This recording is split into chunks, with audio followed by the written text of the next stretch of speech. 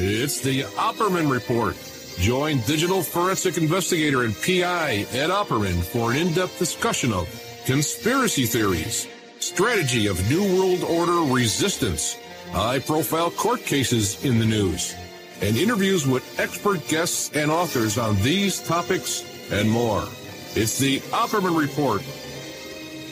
And now, here is investigator Ed Opperman. Okay, welcome to the Opperman Report. I'm your host, Private Investigator Ed Opperman. You can find me at Opperman Investigations and Digital Forensic Consulting through my website, emailrevealer.com. Otherwise, you can just email me directly at oppermaninvestigations@gmail.com. Also, too, if you like our show, be sure and check out our Patreon. We got all the stuff with the Trump, what do you call it, a search warrant, the redacted copy of the search warrant affidavit. That's up there in the free section of Patreon. And I have up there, it's pretty exclusive to the Opperman Report. We have another affidavit from a witness in all this who pins the whistleblower, the confidential informant, as being Patrick Byrne from Overstock.com. I'm interviewing him tomorrow. I'll have him on tape tomorrow. Our archives are always free. Go to Spreaker.com, find our archives. And if you go there, we've done a couple of shows previously to the topic of today's show. So if you just go there and look up I Don't Like Mondays, I think I did one too, solo, called I Don't Like Fridays. We're talking about the story of Brenda Spencer, who in 1979, the first school shooter. We have on the phone with us today Leigh Hunt, who wrote the book I Don't Like Mondays, the true story behind America's first modern school shooting. Mr. Leigh Hunt, are you there? Hey, Ed, how are you? I'm good. Thank you so much. Hey, you know what? Before we started doing the interview, I forgot to ask you if you have a website and if you have a Twitter where people can follow you and keep up with you. Well, there's brendaspencer.com, which is probably the best way to keep up on this story. I'm not big a social media guy. That's not my thing, but thanks for asking. brendaspencer.com is probably the best way to keep an eye on Brenda. brendaspencer.com. And Mr. Leigh Hunt is not an internet guy, a social media guy. But we got you on the phone. Tell us about yourself. Who is Leigh Hunt? Well, I'm actually probably not like you, I suppose. Other than the fact I was born in South Africa, my parents are British, and we moved over to San Diego. And I grew up in San Diego, and we were living the sort of American dream when Brenda Spencer took her rifle and shot across the street in 79. I was a 10-year-old. I was the same age as all the students. My father was one of the editors on duty at the Evening Tribune at the time, and it was him who sent his reporters to give the phone call to her while she was shooting. You know, I've worked in radio. I worked for the BBC. I worked for a long time in the Bay Area, and I'm actually part of Revolution Radio in Northampton in England now. And about 2 years ago, I embarked on a sort of second career, I suppose, doing some criminology. And I went back and thought about this story of Brenda Spencer, someone who made a massive impact, not just on my life, but I think all the school shooters and the phenomenon that is school shooting in America. I just thought I'd revisit that. And I went back and spoke to my dad and realized that I was friends with a lot of the policemen who were there that day. And I found out that no one had ever written a book about this amazing story, crazy story. There's a few really poor videos. There's a lot of misinformation on Wikipedia. And I thought someone who knows a little bit about it has got to start a book and do something to maybe learn from this horrible incident in 1979. And then I wrote to Brenda and said, hey, Brenda, here's one thing to do, and you want to help? And she was like, yeah. So me and Brenda have sort of struck a strange friendship.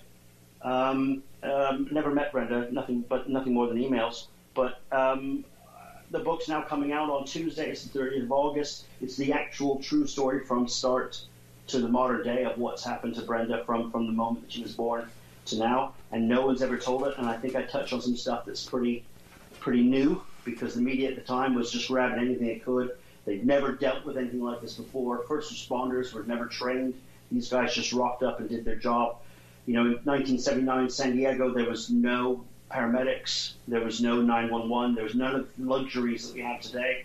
And I think I try and tell the story as best I can.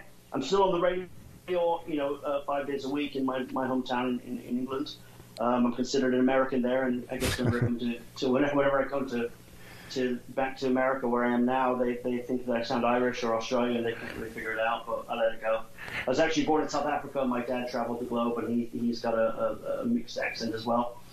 And that's who I am. It's my first book, and I'm just really pleased to be able to share this amazing story. Actually, tell the truth is actually the fact. Okay, so the truth. The book is I Don't Like Mondays, the true story behind America's first modern school shooting. The true story behind America's first modern school shooting.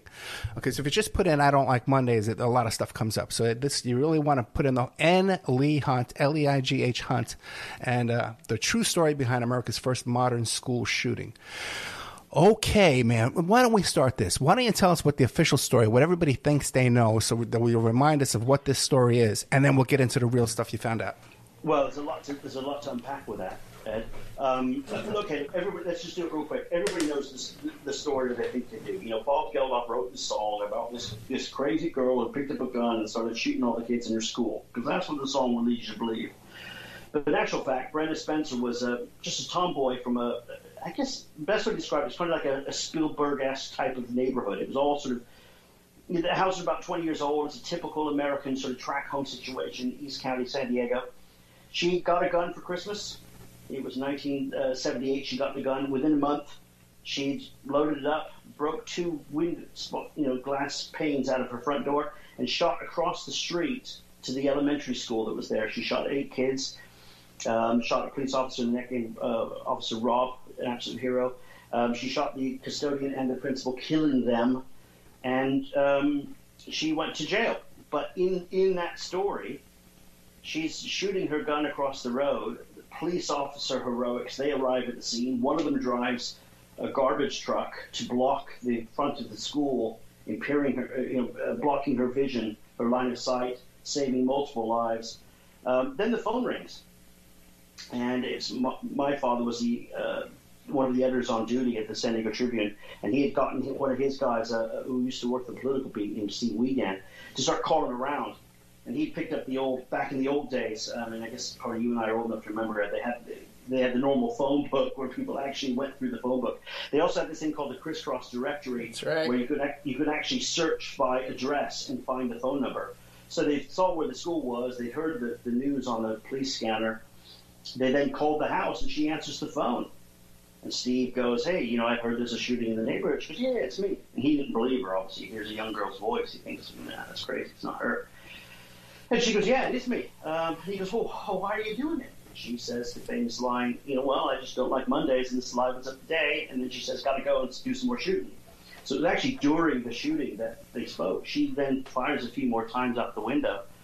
And eventually, she realizes there are no targets left. The police have done a pretty snappy job of getting people out of the way. And she holds herself up for about 6 hours while the police negotiators eventually talk her out. And that in itself, in 1979, was just a huge story, because I think only before that you'd had a couple school incidences. You'd only had a few mass shootings in America. I mean, there was the Whitman thing in '66 in Austin, which was probably the only thing that's ever been similar. But since, it's opened the door to, as you know, the horrific school shootings across America. But Brenda became a household name pretty quick, because within a month, Bob Geldof, who was a singer for the Boomtown Rats, and anybody who knows music will know them, he was in California at the time, says he was in a number of different places. He writes this song. Within a month, he's performing it at a gig in San Diego as they started their U.S. tour. So he was looking for something to make himself famous. Brenda popped up, this insane story of her shooting across the road. My book is about that and covers that extensively, and I was able to find the archives of the old police dispatch tapes. Now, in 1979, there were no recordings. They didn't have digital. They don't have all the things they have today. So they didn't record it. I managed to get them off someone who was somebody about my age, who was just an avid police scanner fan, and he recorded an old cassette tape.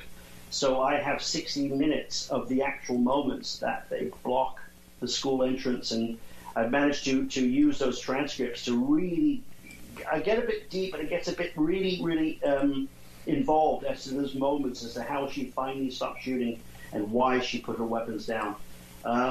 And then I asked Brenda herself to fill in some gaps. She was able to fill in certain bits and pieces.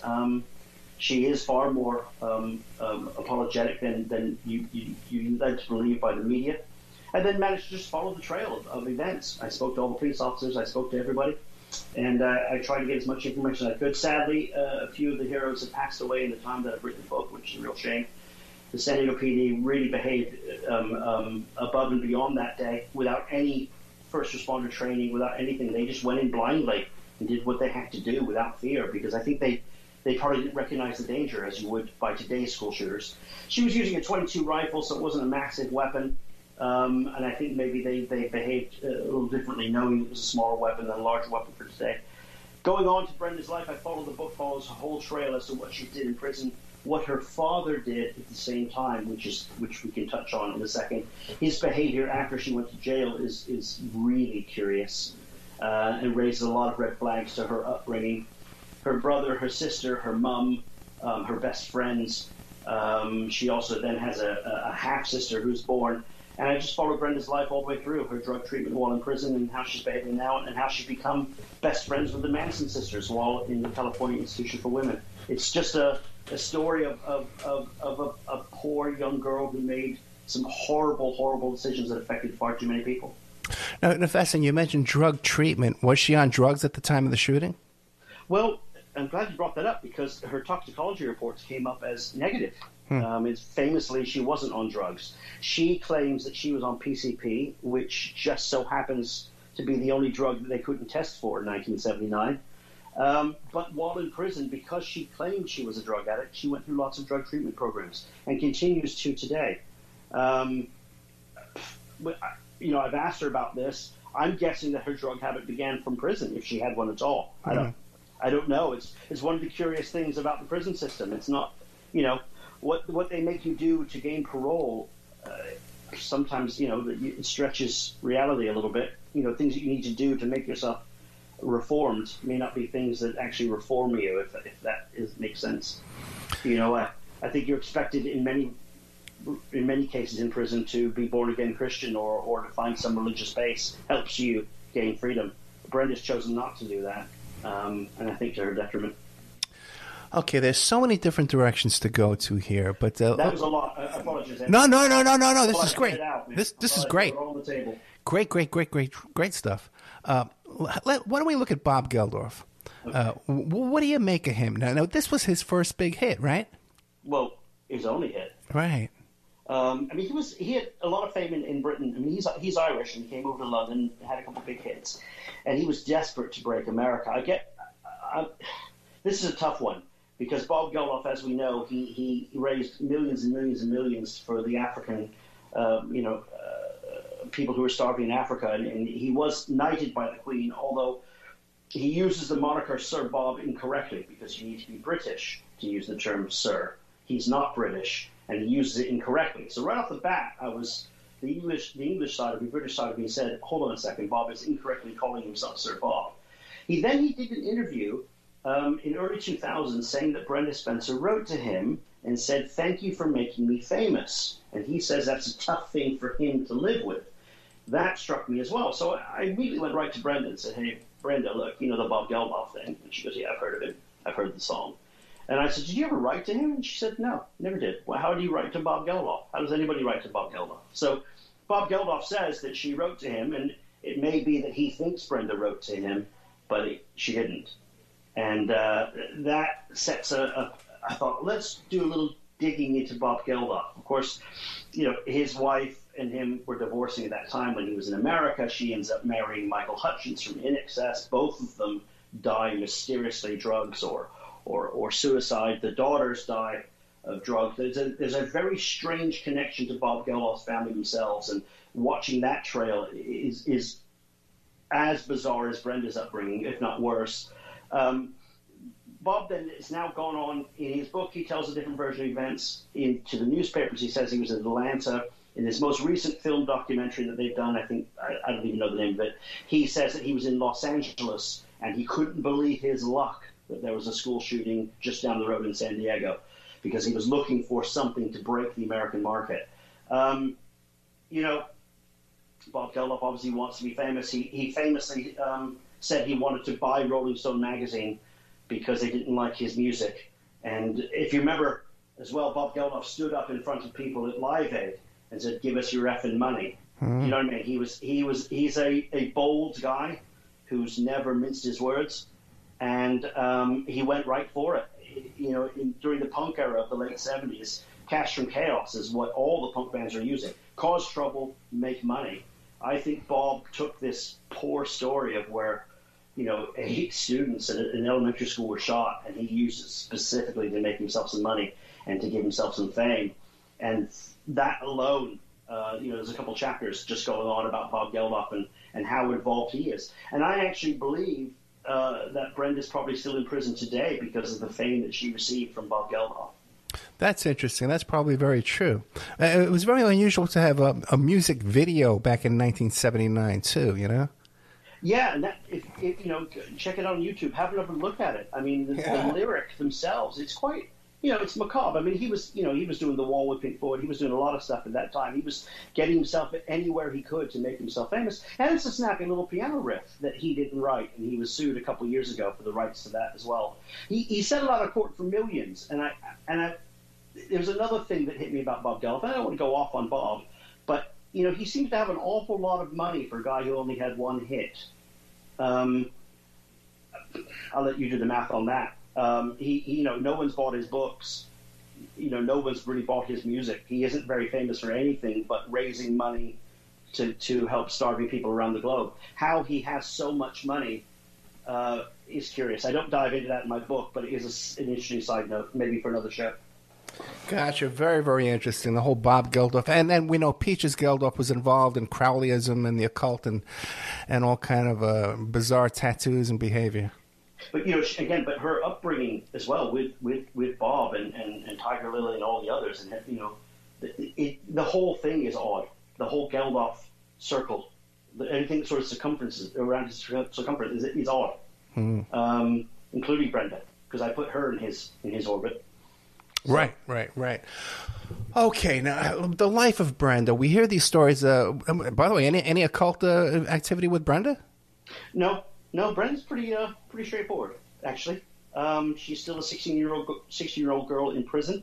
Of course, now she inhabits a 60-year-old's body who is obese, can barely see. She's wearing dentures. She's she's got diabetes. She's an old lady now in prison. But no, I think she's just been bored for the last 43 years is the best way to kind of put it. Now she received this rifle as a Christmas gift, I believe, and 400 rounds of ammunition? Far more than that. Really? Far more than that. Her father and her, he owned land down in the South County.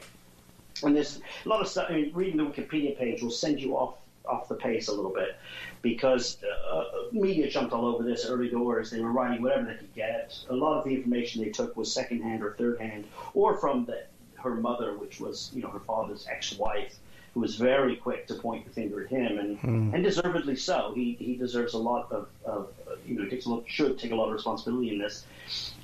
They bought her the weapon, but she was already shooting a pellet gun for years. Her family lived in Arkansas. That's where her father actually comes from. She shot rifles out there. Her whole family shot rifles. And believe it or not, I don't think that's that strange for 1979. In fact, he bought her a Ruger 22 rifle, which was considered a child's gun.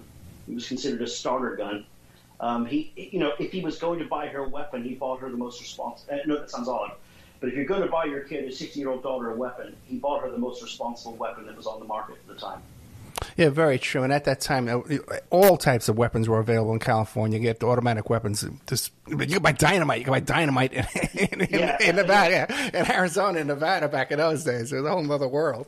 Absolutely. Yeah. And from what I understand is, it still isn't that hard to buy at certain gun shows and in certain circles. So sure. Yeah, not getting into that detail. But no, she was given a rifle, and she earned it, from best I understand. And speaking to her friends and to Brenda, she was so careful with her pellet gun, and her brother bought her a rifle lock. So this wonderful story that I asked for a radio and I got a gun. That's a great story, and I think the parole board loved to hear that. But in all reality, all of her friends say she wanted the weapon.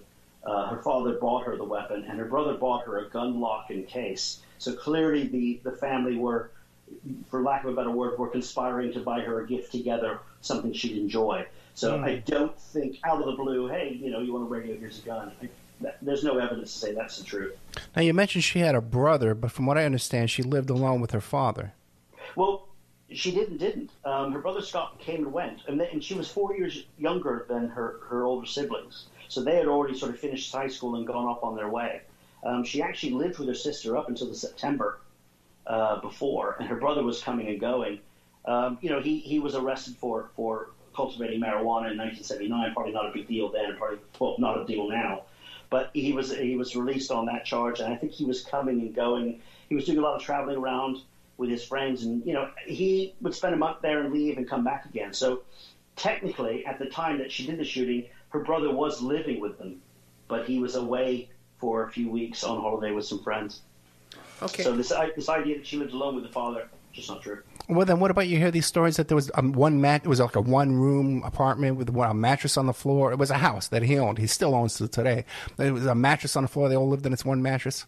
Well, it's still owned by the family today, but the father's passed away, and there's a trust that owns it. It actually was for rent not too long ago. You could have rented it if you were so inclined. No, it's a 3-bedroom. Oh, really? 3-bedroom, 2-bath house. It's a very Spielberg type neighborhood. I mean, kids would ride up and down the street in their bikes. I mean, this is a scene out of E.T. This is not an apartment. They were not poor people. He had a full-time job. He was working at San Diego State University as an audiovisual tech. He had a pretty good job. He just was tight. He just didn't spend money on anything.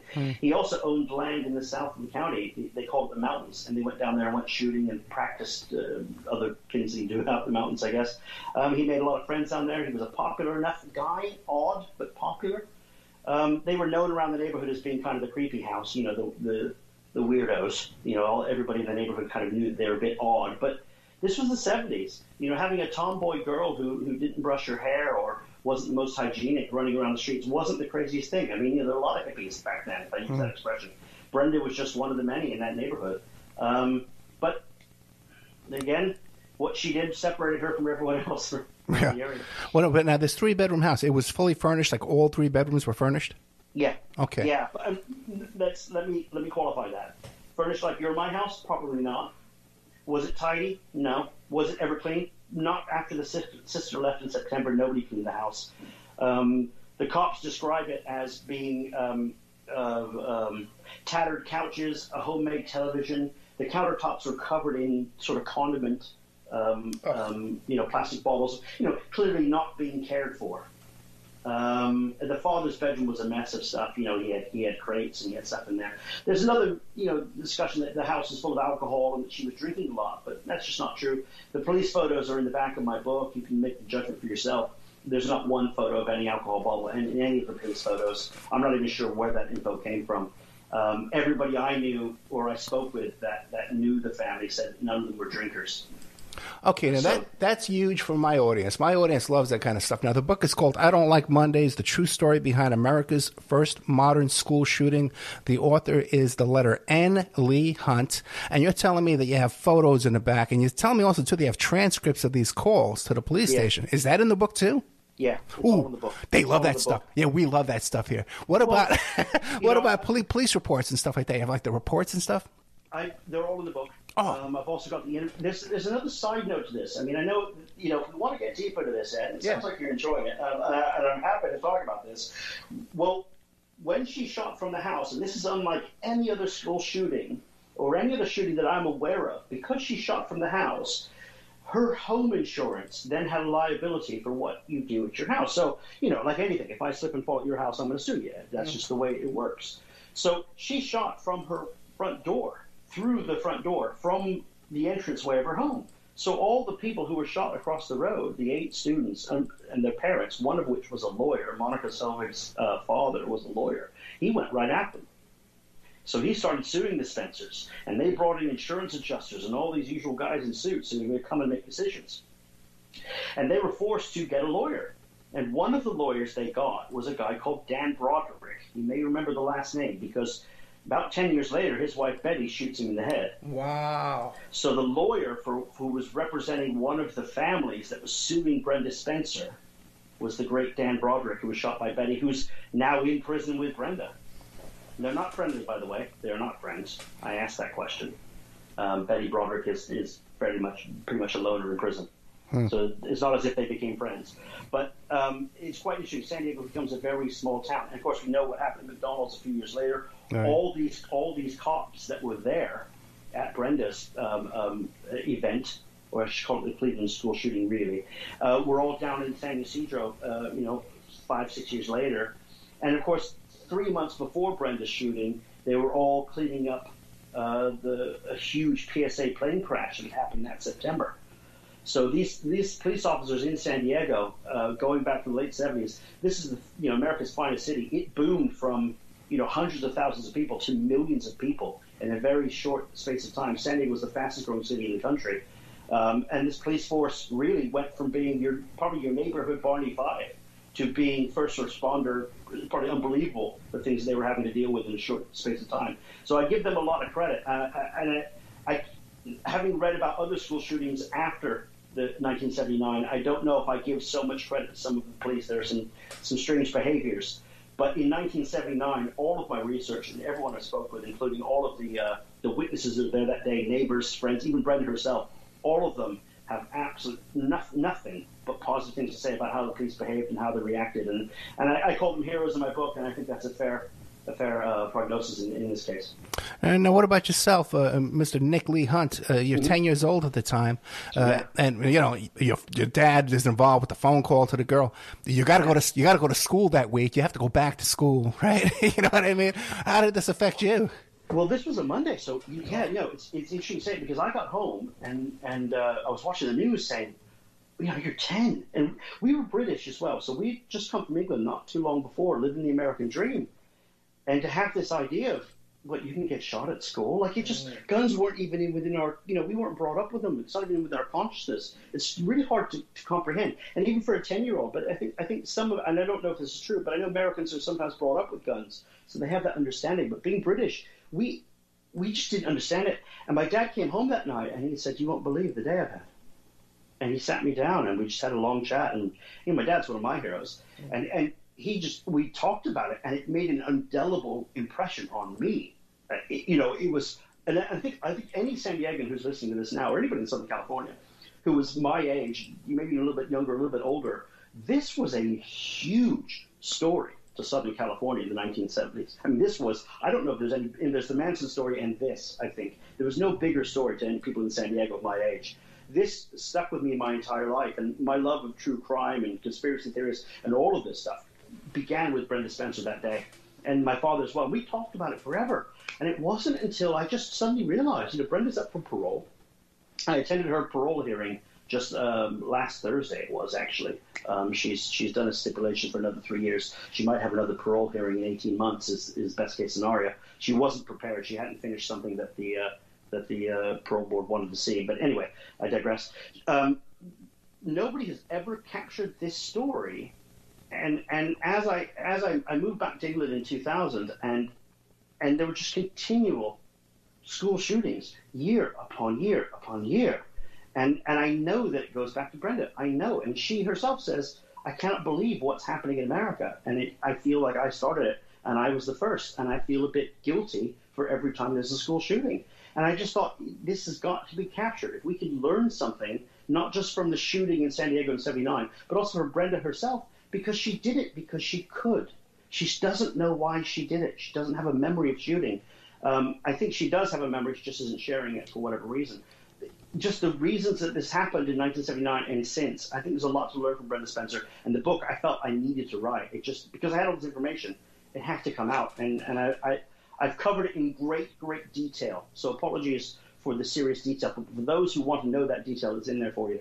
Excellent. The book, once again, is called I Don't Like Mondays, the true story behind America's first modern school shooting. Now, that's fascinating. She says she doesn't even understand why she did this. And you said you're into conspiracies. Any kind of indications of mind control or any kind of anything like that, Well, no. There's nothing that points out But, and you know where I'm going to go with this, there is some curious stuff that happens with her father Right. After. And anybody who's followed this case or knows it. So here's the girl. She shoots across the road. She shoots a bunch of kids. She curiously targets the children. They're shot in their lower backs, their backsides, and their hands and wrists and arms. But all the adult males are shot directly in their chest, 2 bullets, bam, bam. And the police officer was shot in his neck. She was a skilled shooter. It's curious that she targeted the men differently than she targeted the children. I'm not diving into it. I'm just saying it is. Those are the facts. You can read into it. Her father, Wally Spencer, interesting guy, came from Arkansas, got his job in California, divorced his wife, earned custody of the 3 children, which was, well, it doesn't happen that often these days, but back in the 70s, it was quite common. All 3 kids moved in with him. He didn't know anything about Brenda or how to bring up a little girl. I think he was just kind of hanging on as a dad, thinking that he provided for her with food. That was enough. She never really had the luxuries that children had, even though he had the money. But when she goes to jail and she gets arrested and taken downtown, and she seemed to enjoy that moment of being arrested, he then strikes up a very strange relationship with her cellmate. So she goes to juvenile hall up in Kearny Mesa. And she's put into a room with a girl called Sheila McCoy, who had just burned down her family's home because they had moved and she wanted to move back, whatever her reasons. She was 6 months younger than Brenda and looked a bit like her. And Wally strikes this friendship. Now, Brenda says, I asked Brenda a lot about this. She says that Sheila admired her and wanted to be her and put herself towards Wally. But it's hard to imagine what a 50-year-old man is doing, seducing a 16-year-old girl who's in juvenile hall. Anyway, long story short is he assists her to walk away from an open facility a few months later. She then moves in with him. This is Sheila McCoy, the 16-year-old cellmate of Brenda's. She then gets pregnant. He's forced to drive to Arizona and marry the now 17-year-old, 4 months pregnant Sheila McCoy, because he'd go to jail in California if he didn't. He couldn't marry her in California because he needed both parents' signature to do so, and she didn't know her father. So he went to Arizona, where he only needed one parent's signature to marry, and the mother was probably, Sheila McCoy's mother was probably like, yeah, please, get rid of this girl. You know what I mean? I don't know why. But she attended with them to Arizona and happily signed up and was the witness to the shotgun wedding. He then went back to the same house, in the same bedroom where Brenda had killed people across the road, and she had the baby called Bree. Bree then, now, it's grown up. Wally Spencer's passed away. Sheila McCoy vanishes about 4 years later, never has any relationship with her daughter Bree, who was Brenda's half-sister. It's a crazy, crazy story. Wally passes away. Brenda is pushed out of any ownership of the home, and Bree now rents it out and has taken all of the capital that Wally took with him when he passed. It's a bizarre story. Brenda then goes to parole hearing and says that she was a victim of child abuse. Yeah. It was a revelation at the time. I found a single document from 1979 from Aunt Nell Lewis, who's a very famous psychiatric doctor, who produces some discussion with Wally, and he says that Brenda used to enjoy stroking his hair. That's the only indication of any document anywhere that Brenda was a victim of abuse. I'm not of the angle to say that someone who claims to be a victim of abuse isn't telling the truth. I'm not in that angle. Just say, prove it. I believe there was something going on. I don't know what, and I don't know to what degree. But the evidence also would suggest that people who are victims of horrible things from their parents don't all shoot across the road to the elementary schools. So I don't know where we sit in that. There's also the side note of the Alice Cooper thing. Brenda was very into Alice Cooper and into lots of other music. And there's a large contingent of people who believe that she was possessed and did it because of Alice Cooper. No evidence of that either. There really is nothing behind that. But that was very popular at the time. And if you read a lot of the old newspapers from 1980 during the trial, they were certainly music had a role to play. Don't know about that. But that's as close as we get to any conspiracies for you, Ed. I'm trying for you. I'm working to fill something in. but I can't dig out anything huge. This, to me, the mystery is why would a 16-year-old girl choose to do this? And we don't know the answer. I try and get as close as I can. Well, you said earlier that she had friends, and you also mentioned, too, that the neighbors called them the odd house. So what were her friends like, and what did they make of her? And why did the neighbors think the house was odd? Well, okay, good questions. So her best friend was a girl called Susie Stewart, who's actually a real estate, we call them estate agents in England, they're realtors, you call them in America, in Florida. And she was very tight-lipped with me. She told me a bit of information, but she just said, this is something I want to share with Brenda and Brenda alone. And she didn't want to share too much about Brenda with me, which told me probably more than if she had told me. Her loyalty to Brenda is pretty strong. So she was close enough with Susie back in the day for them to, for her not to want to share with me. So they were much closer friends than I thought. Susie Stewart gives a very interesting police statement. The police are asking a lot of questions about Brenda's father. Obviously, 16-year-old girl shoots across the road to a school. You're going to suspect something's off with the parents. I think that's just a given. She was very clear in her statement to police and to insurance investigators that her father was the greatest father of all time and that he would never do anything to hurt Brenda and that she really liked him and she thought he was a really cool guy. So much to the point that it made me think that maybe something was up there as well. And I'm really kind of stretching for it. There's no evidence to suggest there was. But she was a really big fan of Brenda's father and was supporting the family to the last time I spoke with her, and we haven't spoken since she said she didn't want to contribute anymore. The kids who lived around the neighborhood are interesting because Brenda's best friend was a 13-year-old boy who lived next door called Brant Fleming. And I've seen it written many different times in many different places, all incorrect. His name was Brant Fleming. So Roderick was his first name, but he went by his middle name Brant. And he was much younger than her. But they were about the same size because Brenda was very small for her age. And they were best friends. Brenda showed off to him. The two of them had broken into the school the year before. So she had history with this school. She attended the school when she was in elementary school, so she was familiar with the school. She seemed to have some sort of resentment for that area of the neighborhood. It's hard to really grasp. But the idea is that she told this Brant Fleming that she's going to do something big and that he'll be proud of her. And when they interviewed him, 14-year-old he was at the time, Brant Fleming said, well, I'm glad she did it because that means she wasn't a liar. So there was a lot of sort of unrest amongst the teenagers and young people in that neighborhood. That's kind of hard to describe.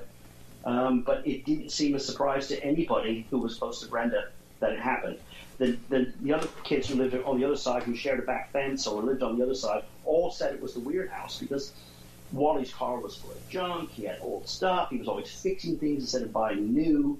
The house was untidy. It was dirty. Brenda's hair was never washed. They just, all the other kids were, they were being teenagers, and I suppose taking regular showers and combing their hair. Brenda just didn't do those things. So they kind of stuck out as the odd ones out of the neighborhood, if that makes sense. So when it happened, there's a great quote in the book. Colleen, who lives behind him, says, I heard the news at school that there was a shooting in my neighborhood, and I knew exactly who it was. Wow. So to say it's a surprise, it wasn't the neighborhood kids. Brenda also was having trouble at school. She had truants, all this stuff. She had gone to a few of the counselors at school. They had said that she's not behaving very well and she needs some care. Both parents, both her mom, who was living around the corner, who Brenda saw often, and her father, who was living with her, both of them seemed to deny the fact that they were told anything by the school. It's kind of unclear. I've searched the school records and looked for reports of anything to suggest that there was some psychiatric care that was needed. Everyone seems to say there was after the fact, but nobody seems to produce any actual information other than Brenda had a school counselor who was helping her through her school issues. So it's kind of unclear. Well, what did Wally do for employment? How did he earn his income? He was a audiovisual specialist at the university. So you mentioned that, right? I'm guessing in '79. I'm guessing he's the guy who walked around with the TV and the speakers, right? And the overhead screens, who went room to room, making sure everybody can do this. I'm guessing what that looked like in 1979. It certainly isn't what audiovisual people do today. That's the truth. Now, also too. Now, recently there was a documentary film that came out. Now, you have a lot of problems with that.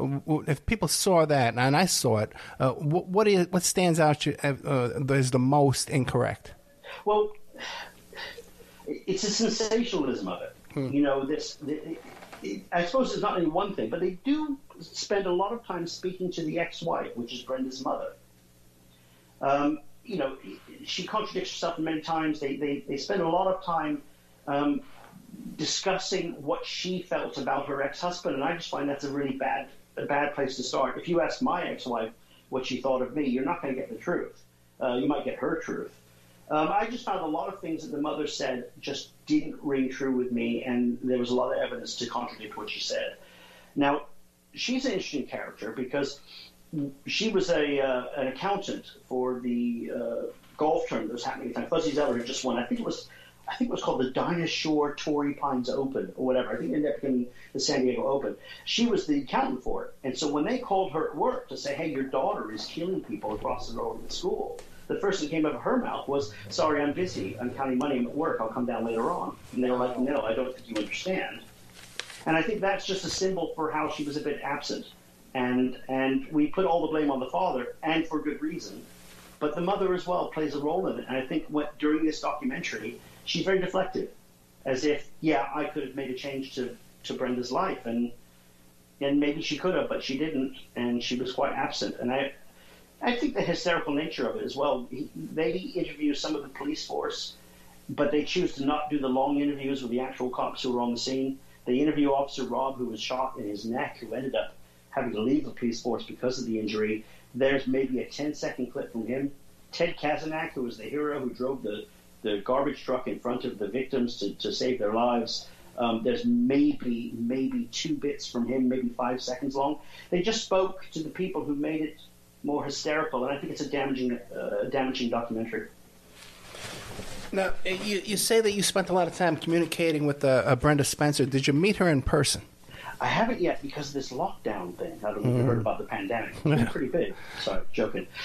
We're making plans to meet now. I'm in California as I speak, and I'm making plans to meet with her, and we're hoping to make that happen. She knows about the book. She wasn't excited about it, but she accepts that it was going to come and it was going to happen. She's been denied parole after parole hearing, and she's struggling to find the way to get out of prison, to put it simple. I think she needs to come clean and say what actually happened during that time of the shooting. She's still saying that she doesn't remember it. And maybe she'll never get out until she does remember it and actually gives absolute honesty to what happened and why. The parole board is not like a judiciary. You know, I mean, even the guy who prosecuted her thought she'd be out of jail in 25 years to 30 years. She's now doing 43. So I think nobody, when she went into prison, would expect her to be in prison this long. And it goes back to the plea bargain deal that she made. So when she was doing her sentencing phase, of course, her father this time was shacking up with Sheila McCoy. She was pregnant. And she went to her father because he was the only sort of form of she was the only link to the outside world that she had. And she asked her father, should I take this plea bargain? And he was very clear in saying, do whatever you can to stop any sort of investigation into my life. So she made this plea bargain, 25 to life, which essentially keeps her in prison the rest of her life because her father didn't want to get found out for being a pervert. Wow, okay, wow. Do you know what I mean? So Brenda's really paying the price for being loyal to her father, which doesn't indicate whether she was a victim herself or not. There's actually no indication in that. But it is quite remarkable that Brenda's in prison now, I think, because of her loyalty to her father and because of Bob Geldof. I think plain and simple. I don't think I don't feel that she's a threat to anybody. At her age, I think she served her time. But then I purposely, for this book, didn't speak to any of the victims. I feel they've suffered enough. I didn't contact any of them. I'd love to maybe reach out to Cam Miller, who's now one of the victims, but also a probation officer in California, and he attends all of the probation hearings. He seems to be the only one that still does, and he was there on Thursday. Maybe I'll reach out to him at some point when the book's out and let him give it a read and see what he thinks. I'm sure he'll have a very different opinion than I do on her release. But I just don't, if we're keeping her in prison for retribution, I accept that. Hands up. Can't argue that. What she did was terrible. But if we're keeping her in for rehabilitation, that's bankrupt. She's completely rehabilitated. There's nothing, Brenda has no hatred for anybody. She's an old lady now. I don't know. I was gonna ask you, does anybody show up to the parole hearings? And you're telling me the one guy that shows up is a probation officer? Yeah, he's called Cam Miller. He was one of the victims. He's the only one that still attends. I know that Officer Robb, Robert Robb's daughter, Wendy, she's often wants to attend and complains that she doesn't get invited. But why she's not there, I have no idea. You can easily Google the information, and you can ask to attend as a victim. Right, It's not that difficult to do, but I guess maybe she wants a special invitation. I don't know. I've reached out to her now. We've had some communications about it, and maybe she'll attend the next one. Yeah, I can tell you right now, the parole board will never grant parole if a victim shows up. It just never happens, ever. And if the guy's, and if the guy's working there, forget it. Okay. Yeah, that's just hopeless situation. Now, what about write-ups? How's she doing her time? Is she getting write-ups disciplinary? No, she got a pretty good C file, which is called the central file. Early doors, she was all over the place. She burned a few things, broken a few mugs, made it look like fake suicide attempts, loads of crazy stuff early on. Around 2001, she had a horrible breakup with her girlfriend in prison. And she scraped, Alone and Unforgiven on her chest with a a paper clip. She's done some strange stuff, but on the Annals of California Institute for Women, not that weird compared to some other stuff that we've read about. But nor does she have a stellar prison record. What does she think she would do? Where would she go if she got out? Well, Brenda's, she's very into Native American studies, and she's very into that sort of side of the religious aspects of it. She was. I got a full-on email about the summer solstice and what it meant. So she's clearly literate, and she reads. She's bright.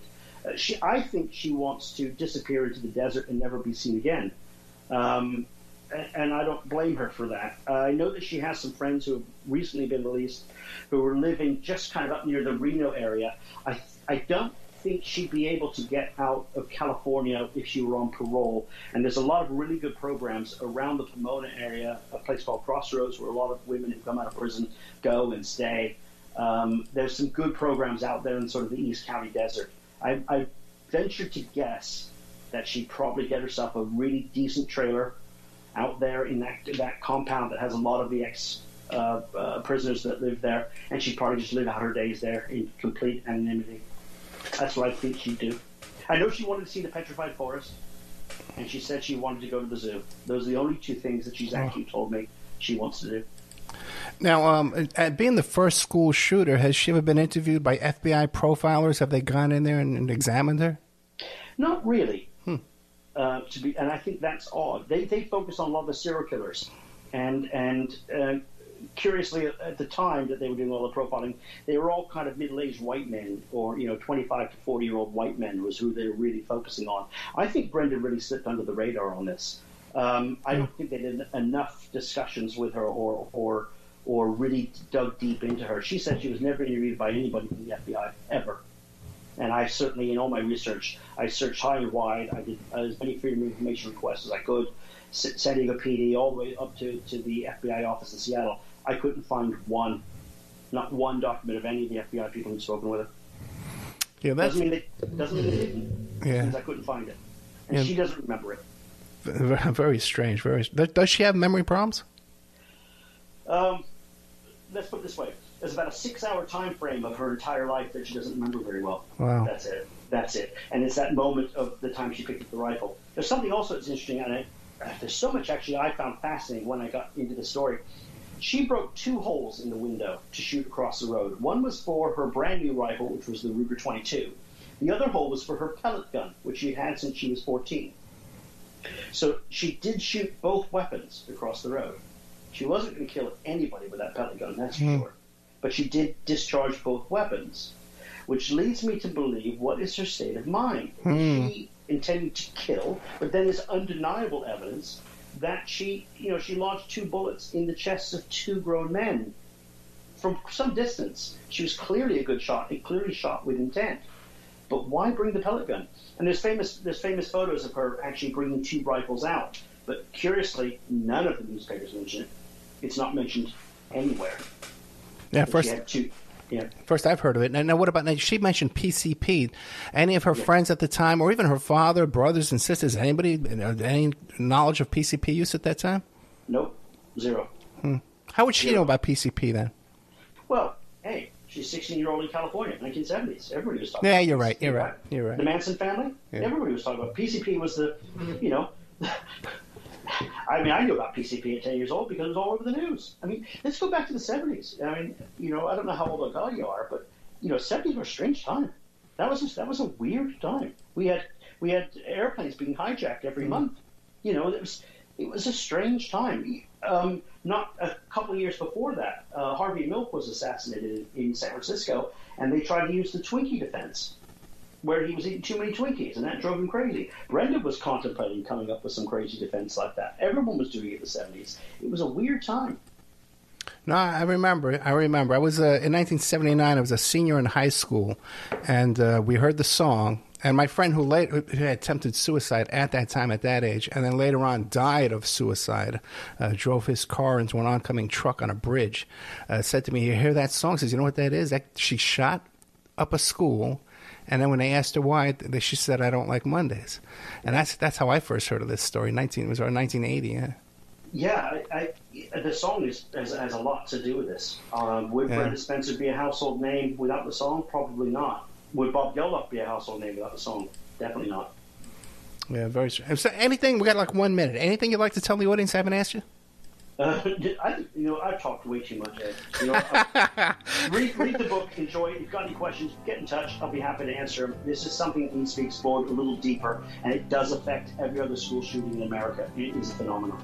So true. I really appreciate your time. It sounds like you did a lot of work on this. I Don't Like Mondays, the true story behind America's first modern school shooting. The author's name is N, the letter N, then Leigh, Leigh, Hunt, Hunt. And we'll have a link to the book in the description on the podcast on Spreaker.com and stuff like that. Mr. Leigh Hunt, thank you so much, my friend. Ed, you're a genius. Thanks for having me, buddy. Thank you so much. Good night.